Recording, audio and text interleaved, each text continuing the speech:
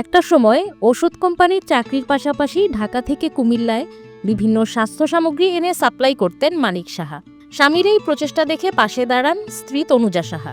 দুইজনে পরামর্শ করেন নিজেরাই তৈরি করবেন এই সকল পণ্য। প্রথমে আমার হাজব্যান্ড ওষুধ কোম্পানিতে চাকরি করতো। ওষুধ কোম্পানির চাকরির পরে ও নিজে এই জিনিসটা এটা ও ঢাকা থেকে এনে মার্কেটিং করতো।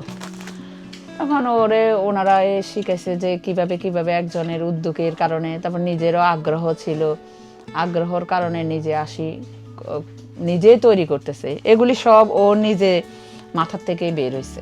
স্বাস্থ্য সামগ্রীর ব্যবহার, উৎপাদন পদ্ধতি আর বাজার সম্পর্কে ধীরে ধীরে অর্জন করেন স্পষ্ট ধারণা।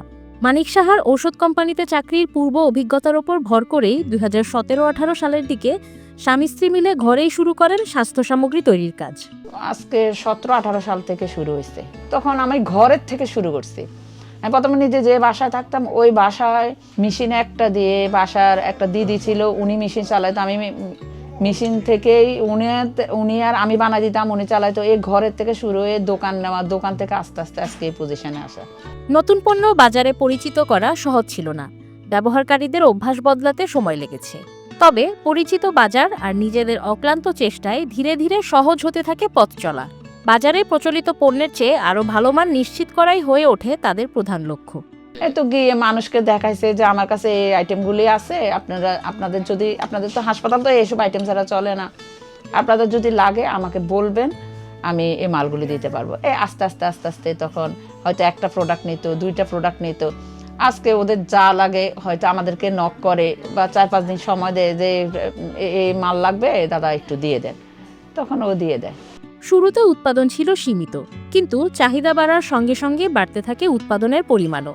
বর্তমানে 5 জন বেকার তরুণ তরুণীকে কাজ শিখিয়ে তাদের নিয়ে প্রোডাকশনের পুরো দায়িত্ব সামলাচ্ছেন তনুজা সাহা। উৎপাদন করছেন নানা ধরনের প্রোডাক্ট, আর পণ্যের মান যাচাই থেকে শুরু করে মার্কেটিং সবকিছু দেখভাল করছেন মানিক সাহা। আমার এখানে 5 জন আছে। এখন মার্কেটিংটা পুরো আমার হাজব্যান্ড করে। মার্কেটিং আমরা কেউই যায় না, আর আমি এখানে কারখানাটা তত্ত্বাবধান করি। দরকার লাগলে কাজ করতে হয়, কাজ করি। দাম দরকার হলে আমি 2 টাকা ইনকাম করব, কিন্তু মেন জিনিস হচ্ছে প্রোডাক্টটা ভালো করতে হবে। প্রোডাক্টটা যদি ভালো থাকে, আমার একদিন লোকে ডাকি আমার থেকে মাল নেবে। আর শুধু একটা প্রোডাক্ট দিয়ে না, বিভিন্ন প্রোডাক্ট আছে। এখন আমার কাছে আছে ন্যাপকিন আছে, এরকম 3 রকমের কটন আছে, এটা একটা আছে গজ আছে। সব খরচ মিটিয়ে আজ এই উদ্যোগ থেকে ভালোই মুনাফা করছেন তারা। নিজেদের ভাগ্য বদলের পাশাপাশি কর্মসংস্থানের সুযোগও তৈরি করেছেন অন্যদের জন্য। তারা প্রমাণ করেছেন স্বপ্ন যদি থাকে আর থাকে সঠিক দিক নির্দেশনা, তাহলে ঘর থেকেই গড়ে তোলা যায় সফল উদ্যোগ।